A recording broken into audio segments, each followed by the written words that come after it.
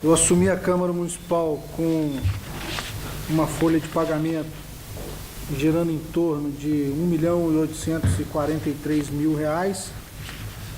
Hoje ela está em R$ 1.719.000. Isso se dá pelos ajustes que foram feitos em algumas questões que o Tribunal de Contas já vinha observando na Câmara desde 2013, né? E nós, de forma contundente, fomos de encontro a essas observações, a esses questionamentos do Tribunal de Contas e fizemos cumprir os critérios estabelecidos pelo Tribunal de Contas e pela Constituição Federal, que deixa em até 70% da receita recebida pela Câmara, né, o uso dos seus recursos com despesa de pessoal. Assumimos a casa com uma dívida de aproximadamente R$ 280 mil referentes a indenizações de pessoas que passaram pela casa e que ao fim da legislatura foram exoneradas, né? Tinham seus direitos a receber, dava em torno de R$ 280 mil. Com muita tranquilidade a gente pode falar que essa dívida está sanada, não há mais que se falar nisso. Assumimos a Câmara também com uma dívida a pagar, né, com os servidores efetivos da casa, em torno de R$ 174 mil, dos quais nós conseguimos já quitar R$ 80 mil, e acreditamos que até o final de dezembro, e são referentes a pagamento de licença-prêmio e outros direitos deles que tinham processos parados na casa desde o ano de 2013, que a gente está tentando colocar em dia, né? Só dependemos das questões financeiras, não é só do dinheiro propriamente dito, mas é de não passar do limite estabelecido pela Constituição e consequentemente fiscalizado pelo Tribunal de Contas.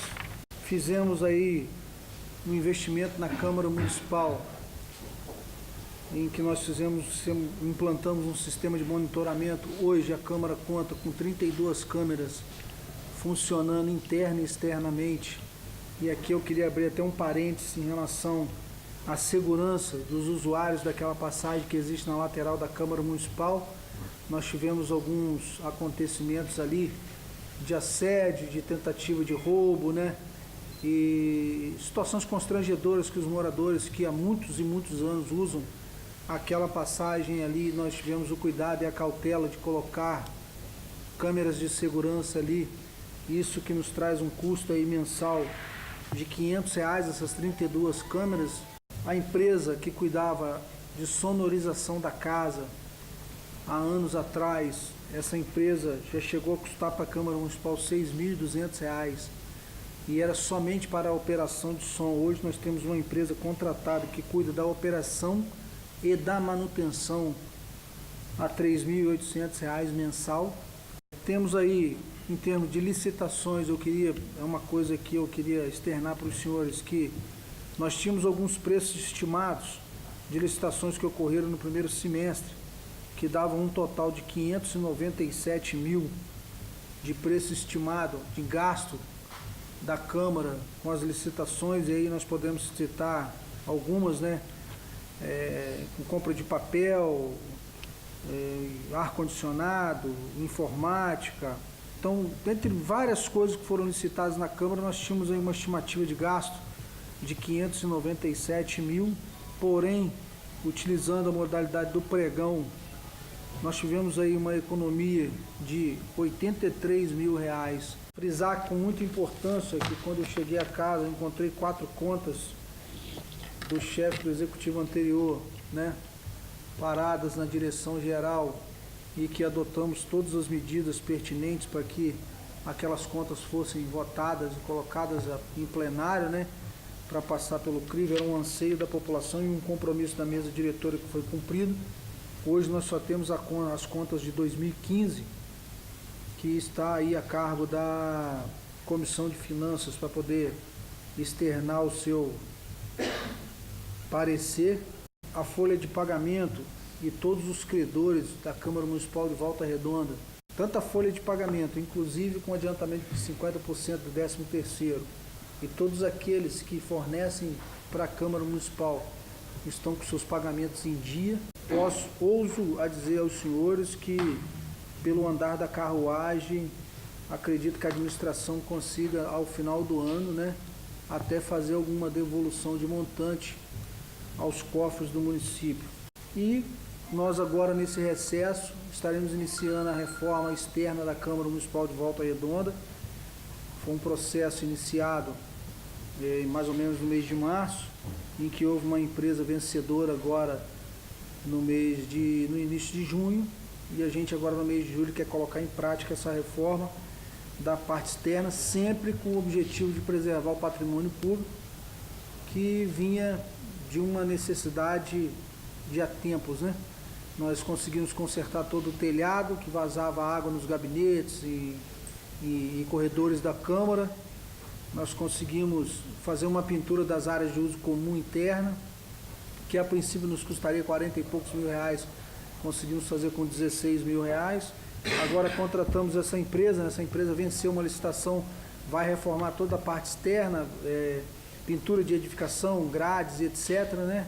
Fazer as reformas necessárias na parte externa, e estão aí com o processo tramitando para que o plenário da Câmara Municipal seja reformado, receba uma cara nova, lógico que guardando as suas características de arquitetura, né? Porém, sendo modernizado, e que numa oportunidade melhor eu vou estar apresentando esse projeto aos senhores.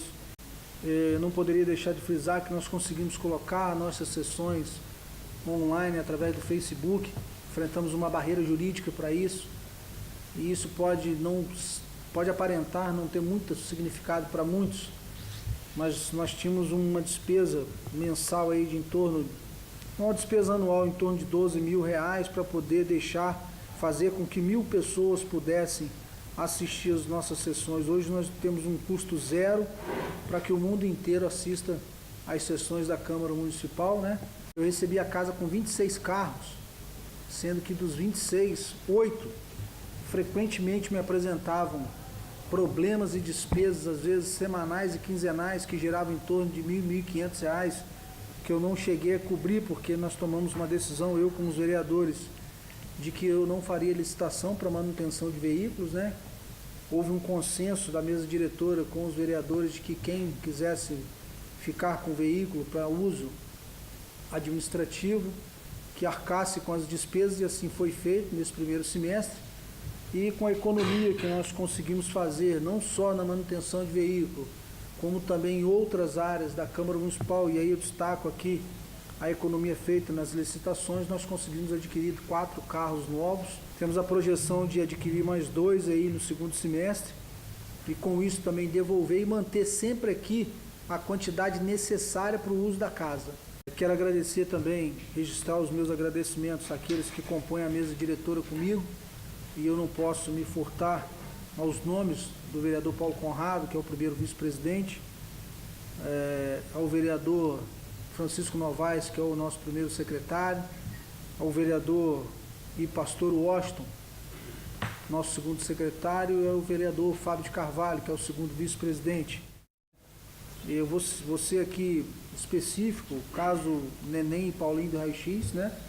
Eles tiveram ali um problema em plenário, um problema que, ao meu ver, parece que já vinha se arrastando de fora do plenário, e ali no plenário aquele dia ele teve um desdobramento que ninguém gostaria de assistir, né?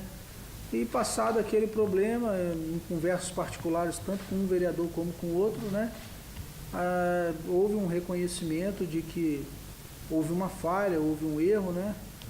E num determinado momento em que a gente achou que era oportuno, nós criamos a situação para que houvesse uma retratação de ambas as partes, né? Que todos saiam ganhando, em especial a população de Volta Redonda. Esse tipo de desavença dentro dessa Casa Legislativa não traz benefício nenhum para a população de Volta Redonda. Praça Pandiá Calógeras, né? Nós temos aí alguns eventos que estão ocorrendo lá que, no meu entender, né? Um evento numa praça daquela, com a monta que ele está, com a dimensão, com a proporção que ele está tomando, sem uma estrutura de segurança, eu posso lhe garantir hoje, pela experiência profissional como policial e não só como vereador, né? Como vereador a gente também assistiu um pouco, porque eu fui presidente da Comissão de Segurança Pública na legislatura passada. Ali eu costumo usar um termo que eu lamento até de usá-lo, mas se a coisa continuar do jeito que está, nós temos uma tragédia anunciada ali, né? Nós temos na Praça Pandiaca Loja um evento cultural, que de raiz é um evento cultural mesmo, né? As pessoas envolvidas que querem fazer o evento, elas têm um cunho de agregar a juventude de Volta Redonda para o evento cultural, e isso seria o texto do acontecimento, mas na minha ótica, o contexto está tomando uma proporção diferente, o entorno. As pessoas estão se aproveitando do momento para traficar entorpecentes ali, para fazer o uso de entorpecentes, para comercializar bebida alcoólica, para fazer o uso excessivo de bebida alcoólica. Isso está envolvendo a juventude, mas eu estou falando da juventude que está compreendida dentro da faixa etária aí de 12 a 17 anos, pessoas menores de idade, né, os adolescentes, os nossos adolescentes. Isso nos causa muita preocupação. No final do ano agora, o chamamento dos últimos concursados do concurso de 2013, se eu não me engano, né? 2012, houve um concurso em 2012 e aí nós fizemos até 2013 o chamamento, né? Nós temos vagas no quadro, né? Temos aí uma insistência externa de que há a necessidade de se fazer, mas isso depende muito da conjuntura, assim, de sentar a administração da casa. Acredito que os atuais servidores podem nos ajudar muito com essa questão da necessidade, né? Dizer para você que nós temos servidores suficientes para atender a demanda da casa, eu estaria mentindo, né? Mas eu não sei se nos 6 meses que eu tenho, eu conseguiria aí organizar e colocar em prática algum concurso público para poder tá preenchendo algumas vagas, inclusive em conversas até com o nosso jurídico aqui, para a criação de algumas, porque a Câmara hoje paga pela manutenção de algumas coisas em que, se nós criássemos alguns cargos e eles fossem preenchidos através de concurso, a gente com certeza ia conseguir adequar, né, para baixo as despesas da Câmara. Devido a isso, existe alguma conversa, pretensão ou convite do senhor sair de deputado no ano que vem? Já é uma conversa do meu partido, da direção estadual do meu partido, né?